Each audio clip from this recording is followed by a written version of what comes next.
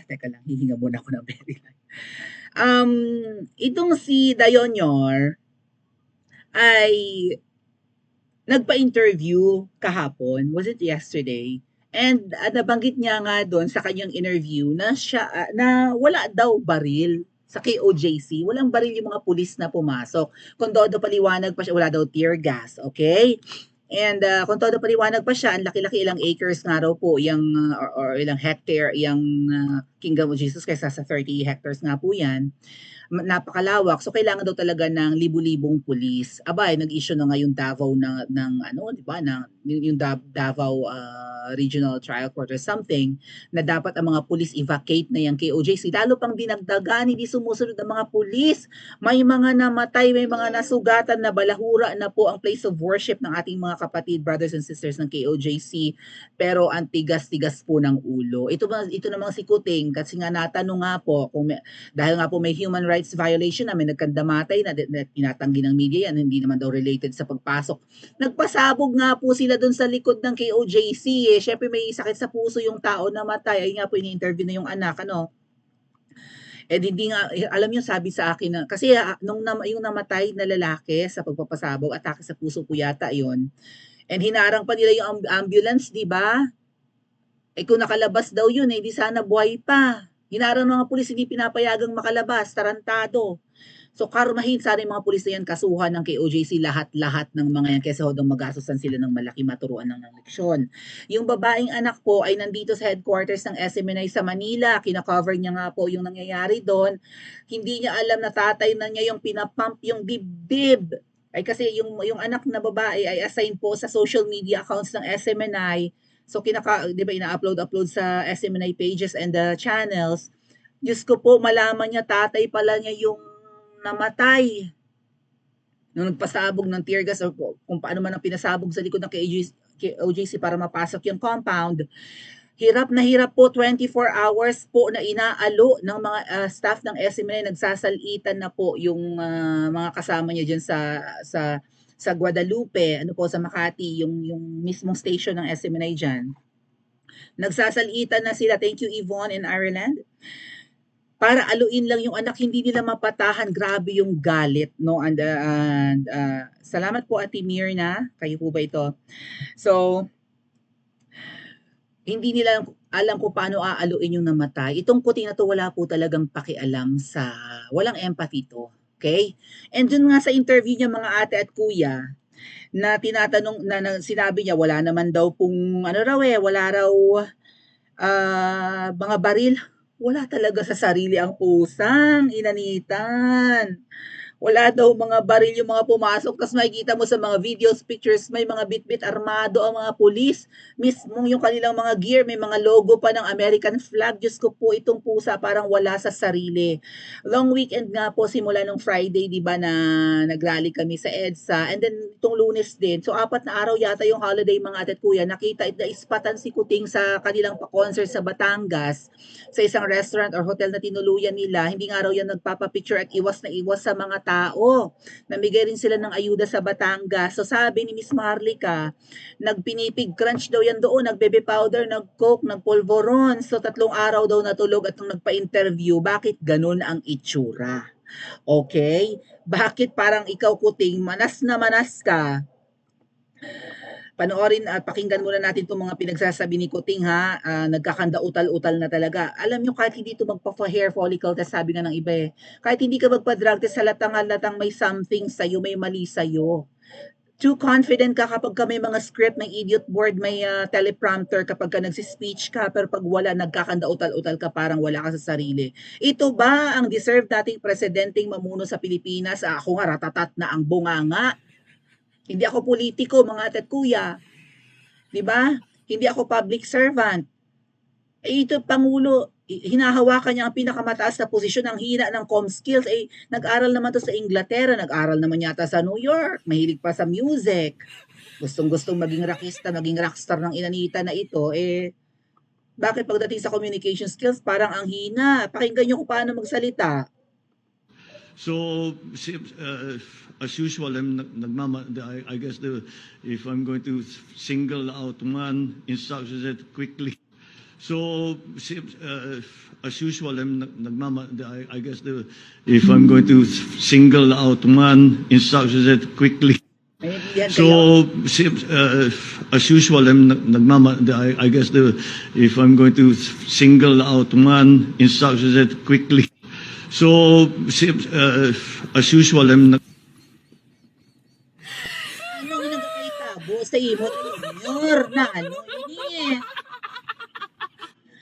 Okay, hindi yan ang matinding problema na nagkakandaot. Alam niyo naman yan, nagdudubi-dubi-dap-dap talaga siya kapag ini-interview. Ambush interview, ayaw niya yan eh. Pero no choice siya, no? Tinanong siya patungkol nga po sa nangyayari sa KOJC, yun nga po sinabi niya. Wala naman daw armas ang mga pulis, walang baril. Ewan ko kung saan.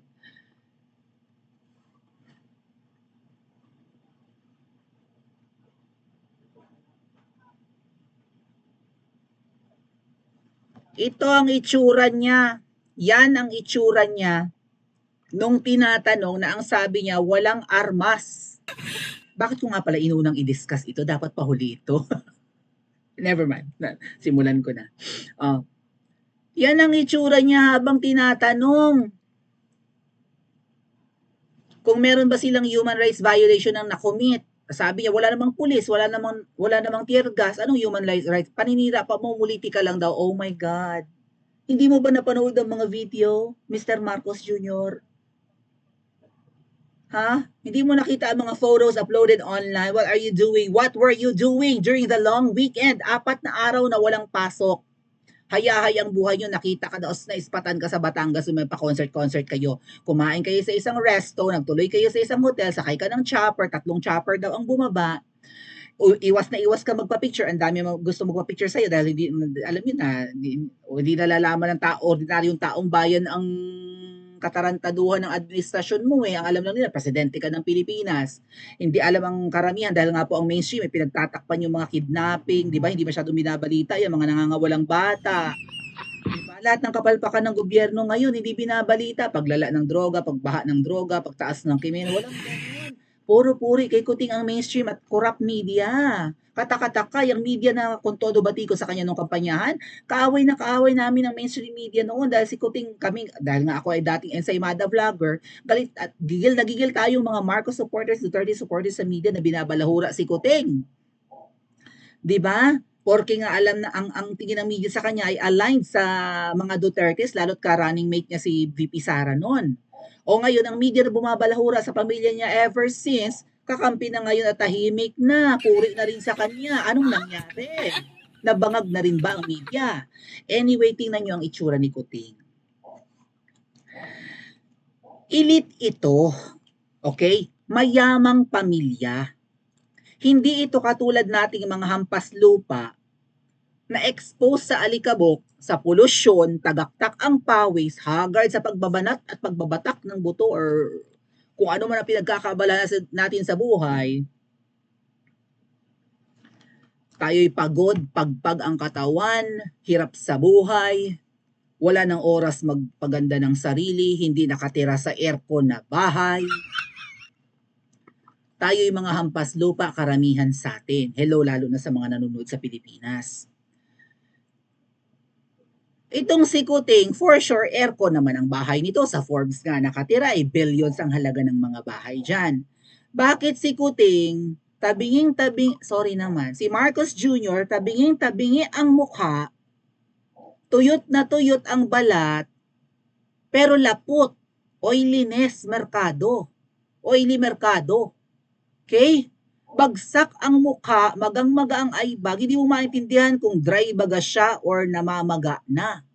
Sabi nga ni Sas sa post niyang ito, grabe ang bloating ng presidente dito. Ito yung picture nga, ito nga yung picture niya nang siya itinatanong patungkol sa KOJC na wala naman daw human rights violation, wala daw baril, wala daw tear gas. Grabe ang bloating ng presidente dito, sana meron silang nakastock na anti-bloating pills. May ganun pala. So dapat pala I don't know, baka kailangan ng nito, ng steroids. Nakaka-anti-bloat ba ang steroids? Hindi natin alam. Bakit ka panas? Bakit ka haggard? Hindi ka naman mukhang masipag at nakapagbakasyon grande ka sa Batangas, naispatan ka sa Batangas sa pa-concert nyo at pamumudmud nyo ng ayuda sa Batangas.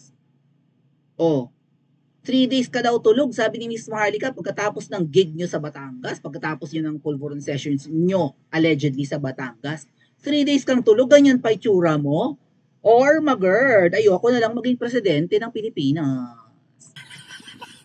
Now, hindi ito, alam nyo, ang sabi ni Miss Cathy Binag, naalala ko mga tetkuya, si Kuting daw ay sira na yung isang kidney, iisang kidney na lang ang nagpa-function.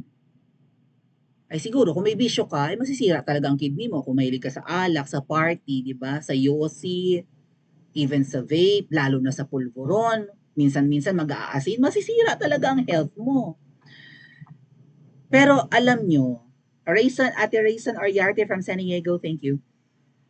Alam nyo, kung hindi man matodas si Kuting sa kanyang bisyo at kung ano man ang kanyang ine-enjoy na minsan nakakita natin may mga natuyo dining powder, kung di pa bigyan ng panyo, hindi pa pupunasan. Dumudugo na nga raw ilong nito, sabi ni Miss Cathy. Kung nakikita ni Miss Cathy itong mga panahong 2013, kumusta naman ngayon? Sir, ikaw ay elite, aircon bahay nyo, afford mo ang moisturizers and whatever pampering na kailangan ninyo, nakakapagpakulay ka nga ng buhok, ang buhok mo sir, puti na lahat. Sisenta ka na, kitang-kita ko nung tayo nangangampanya sir, ang root ng hair mo ay puti na, nagkukulay ka na lang para magmukha kang bagets. Okay, given may edad ka na, pero bakit ganyan kabagsak ang mukha mo? Para bang hindi ka naglalagay ng pipino man lang or gumagamit ng mga ano bang mga niacinamide, hyaluronic acid and whatnot.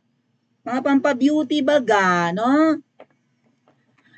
Hindi ka man lang makagamit niyan. O sarap-sarap ng buhay mo, nakakapag-concert ka, nakakapaglakwatsa ka, nakakapagtulog ka ng mahabang tulog, ganyan itsura mo. So anyway, alam mo, swerte ka rin Mr. Marcos dahil napag-uusapan na matitegi ka. Kasi di ba ganun nga yun, may mga paniniwala sa Kabisayaan na yung mga tuloy-tuloy or tuloy na kapag may mga taong nagwi-wish ng iyong demise, baka mag-boomerang pa nga yan, magabaan pa yung mga nag-uusap na matitegi, baka mauna pa kaming mategi kesa sa iyo at ikaw mas humaba pa ang buhay. May mga ganung paniniwala ang mga Pilipino, di ba mga tatkuya? Na, sige, pray kayo ng kamatayan ni Marcos Jr., baka mauna kayo, baka ganun ang ganap. No? So, ibig sabihin, pag napag-uusapan itong pag-iksi ng buhay mo, baka lalong maprolong, baka lalong magkaroon ka na, di ba, magkaroon ka ng longevity and whatnot, dahil nga maraming nagdarasal na mategi ka na. Pero sir, kung ano man yung karamdaman mo na hindi magiging dahilan ng pagkategi mo, may iba pang bagay na pwede kang mategi. Baka mamaya, traidorin ka ng mga nakapalibot sa'yo. Alalahanin mo, sir, nagtatagumpay ang mga dilawan, ang mga makakaliwa ngayon, na akala nyo kakampi nyo yan dahil sa pinsan mong si Tamba? Hindi. Traidor ang mga yan, sir. Ang mga makakaliwa at kahit na hindi na yung mga pinklawan yung mga makakaliwa, mga terorista na ginagamit nyo para umatake kay VP Sara, mga traidor ang mga yan. They are, di ba, hitting two birds in one stone. Nasira nila ang reputasyon ng mga Marcos na sumira, na tumalo kay Robredo at sa mga pinklawan. At the same time, ginagamit din nila ang administrasyon mo to destroy Duterte. Nagtatagumpay ang Dilaw at ang mga teroristang grupo na sirain ang dalawang angkan. At hindi malayong traidorin ka ng mga yan. One more thing na pwede tumraidor sa'yo, pumapalpak ka sa utos ng anemika. Tuta ka ng anemika Hindi nyo mapasuko si Pastor Quiboloy. Magkano ba, di nyo mapalabas si Pastor Quiboloy. Kaya ayaw umalis ng mga uniformed men dyan sa KOJC. Ikaw ang mapuputukan yan. Ikaw ang commander-in-chief ng men in uniform ikaw baga talaga ang nagpapatakbo sa Pilipinas o yung jowa mo? Ikaw pa rin ang mapuputukan, ikaw ang binoto ng taong bayan. Magkano at gaano baga kalaki yung reward money sa ulo ni Pastor Quiboloy? 10 million lang ba or 100 million? Baka dollars yan Ngayon hindi, 5 araw na kayong, baka pa 6 na araw nyo nang inook, Sabado Sabado, Linggo, Lunes, Martes, Miyerkules. Huwebes na ba yun? Huwebes. 6 days nyo nang ino-occupy ang KOJC compound, hindi nyo wala, alam nyo sa sarili nyong wala dyan si Pastor Quiboloy. Halugugin nyo ang 7,600 islands sa Pilipinas. Wala kayong makikita dito kahit tinga ni Pastor Kiboloy. 'Di ba? Kahit pilik mata, kahit bulbul, whatever, wala kayong makikita dito. Alam nyo yan. Every square millimeters ng KOJC compound, hinalugog nyo, wala kayong makita. Nalaglag na nga yung pulis sa bubong. Gaba, Mirese. Okay. Here's one thing. Nung pumunta kami sa Liwasang Bonifacio, may masama kayong binabalak ha sa mga relihista, balak yung lasunin. Pag-usapan natin mamaya mga kuya. May ipinarinig sa akin, Sir, Mr. Marcos. At dito nakakalungkot, wala ka talagang kaibigan, wala sa iyong magliligtas. Sana mapanood ng staff mo or ng mga taong concerned sa iyo itong vlog ko, kahit ako yung mumunting vlogger lang. Hindi ko pinagdarasal ang iyong kamatayan, pero doon ka hahantong. At ang nagsabi nito, ang pinarinig sa akin, piling-pili lang ang mga taong pinaringgan nito, ay isang prophecy, mga ate at kuya. Pinarinig sa amin. May nagsalita na para siyang propeta. Kilalang tao to. Okay? Malapit to sa nasa itaas. Buhay pa to, living prophet. Hindi to si Nostradamus, si Attorney Nick pala yun. Hindi to si Nostradamus or whatever, wala nang Nostradamus, di ba? May isang kind of a living prophet na nagsabi, ito ang mga words, sir, parating ko sa iyo ha, parang ano to gaba sa iyo to kasi galing din to sa bibig mo. Your days are numbered. Bilang na ang mga araw mo sa mundong ito, sir. May thank you po. Yun ang mismong sinabi. Audio itong pinarinig sa akin. Mr. Marcos Jr. Your days are numbered. You will vacate, you will leave the palace either vertically or horizontally. So siguro vertically buhay kang lalabas or tegi, horizontal, nakahiga sa kabaong or bitbit ng stretcher. Yan ang sabi ng propetang ito, kind of a prophet, if not seer, if not a fortune teller. Maybe prophet ang taong to. Kung hindi man siya manghuhula lang. Kasi ang sinasabi ng taong to ay nagkakatotoo. Okay?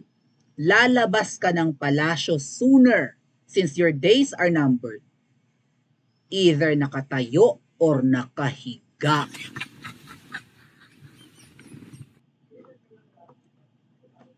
So baka traidorin ka ng mga kano, Mr. President. Malapit ka na. Gusto nyo rallyista pagpapatay nyo, lasunin nyo? Pag sumugod sa Malacanang, baka ikaw ang mategi. Hindi taong bayan ang titegi sa'yo. May tatraidor sa'yo. Lalo't pumapalpak ka sa utos ng anemika. Pag nanalo pa si Donald Trump, hindi matutuloy ang usapang giyera na gustong mangyari ni allegedly Obama, tapos ang puppet niya ay si Biden. Kailangan sumiklab ang giyera, nandito na ang kagamitan ng mga kano. Pag hindi mo yan na-execute, tegi ka. Sayang ang pag-i-invest ng mga kano at di ba? Kung hindi nila tayo magagamit as proxy war. Another thing, ang kamatayan mo, Mr. Marcos, ay mukhang inevitable. Pag nategi ka at mukhang tetegihin kang talaga, sir, mapuputukan ang mga Duterte, lalo't ang vice mo, isang Duterte. Kailangan kang tegihin at i-blame sa mga Duterte dahil pinupuruhan mo ang mga Duterte at ang Davao City. Pag nategi ka, ang unang susumbatan, ang mga Dutertes. Dahil dinudurog mo. Walang ibang pwedeng pagbintangan. Kahit na ang tetegi sa'yo, mga terorista, nakakampi nyo ngayon, yung mga makakaliwa, Duterte pa rin ang puputukan. So, kailangan kang mategi para ma-bring down, ma-take down din ang mga Duterte. So, parang Ninoy Aquino ang mangyayari sa'yo. Na yung kamatayan ni Ninoy, kung kamag-anak man ang may gawa nun, ibinintang sa pamilya mo. Kahit hindi Duterte ang tumegi sa iyo, Duterte ang mapagbibintangan. Dahil maraming galit at gustong gumanti sa mga Duterte, ikaw ang sacrificial lamb. Sana kasama rin yung lamb ang initial. Sacrificial lamb. Siya ang dapat mategi. Kung hindi ikaw. Okay? Ngayon, ano ang dapat mong gawin, Mr. Marcos? Ay sino lang ba naman ako para pakinggan mo? para maiwasan ang iyong pagkategi. Wala kang kaibigan, wala kang matinong kamag-anak na nagpapayo sa'yo. How I wish marinig ni Mangga ang vlog ko. Kailangan mong i-give up ang posisyon. Give up mo na, ipaubaya mo na sa Vice President. Total, hindi mo naman kaya. Ano ba inaantay nyo? Inaantay nyo ma-impeach si VP Sara para maging Vice President po si Tamba? Para i-give up mo ang posisyon tapos si Tamba ang mamumuno para sunod-sunuran pa rin si Tamba sa inyo at sa asawa mo? Para hindi nyo, di ba? Para hindi rin maunsyami yung mga bago nyong appoints ng mga dilawan at mga elite? Yun bang inaantay nyo? Huwag ka nang mag-antay na mategi ka. Your best solution to your inevitable demise ay i-let go ang posisyon. Ipaubaya kay VP Sara. Alam mo sa sarili mong hindi mo kaya. We can trust a polvoronic leader. Hindi ka ba pagkakatiwalaan, wala ka sa tamang pag-iisip. Wala kang pakialam sa kapwa mo.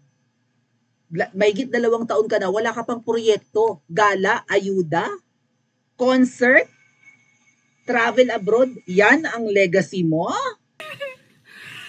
Yan ang accomplishment mo? Yung flood control projects na pinagmamalaki mo na, booking ka, wala kang flood control projects. Ang lala ng baha, ayun, bumaha nga rin kahapon sa Maynila.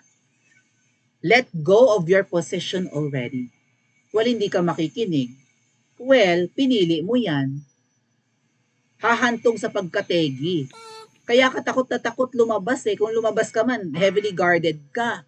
Maraming gusto magpa-picture sa'yo. Alam mo ang 31 million mong botante, bawas na. Natauhan na ang iba, including us, the vlogger. At yung iba pang mga Marcos loyalists. Na mga Duterte supporters din naman. So, inevitable ang pagkategi mo. Magpasalamat ka sa pag-uusapan, baka sakaling humaba ang buhay mo, ganun kasi yun eh. Pag pinag-uusapan ang kamatayan ng isang taong buhay, paminsan hindi na nangyayari. Pero sir, doon ka pahantong bukod sa mukha kang may sakit, magang-maga ka na. Ngayon, hindi ka naman makikinig sa isang pipitsuging vlogger na katulad ko, ikaw, bahala ka. Kung gusto mong mategi, doon ka hantong may tatraidor sa'yo. Bukod sa mukhang may sakit ka na. Kung hindi ka man mategi sa I don't know kung anong gagawin yung, paano yung pipigilin to. Ang solusyon nyo sa pagpigil, gurgurin ang mga kritiko nyo. May mga backstab sa'yo na akala nyo, wala kang totoong kaibigan, gamitan kayong lahat. Dahil ganyan ang mga demonyo, protektahan kayong lahat. Lahat kayong mga masasama, lahat kayong mga korap, lahat kayong mga demonyo, kanya-kanya kayong protektahan. Solid kayo dahil syempre mauunsyami pag may mauunsyami ang kamkaman pagka may kumantad. So kayong mga masasamang nilalang sa lupa, kayong mga demonyo sa lupa, kanya-kanya kayong pagpoprotekta ng inyong grupo. Ganyan talaga kayo ka-solid rin naman. Pero hindi mo kaibigan ang mga yan. Eventually, tatraidorin ka ng mga yan. Lalo yung mga pink, yung mga dilaw, yung mga makakaliwa, yung mga terorista. Mag-ingat ka. Mag-ingat ka rin sa anemika. Dahil hindi mo nagagawa ang pinagagawa nila. Di ba may trauma ka na sa anemika? Good luck sa mga kausap mong yan. So, kung mategi ka man, alam mo na to eh. So anong gagawin? Anong balak mong gawin? Parang suicidal na lang din katulad ni Ninoy noon. Kaysa ako yung mategi, matitegi naman ako eventually, ako naman na bypass na, 'di ba? Na bypass na sa heart bypass na yun eh. Matitegi rin naman ako eventually, sasakripisyo ko na lang, uwi na lang ako Pilipinas para may pakinabang ang kamatayan ko.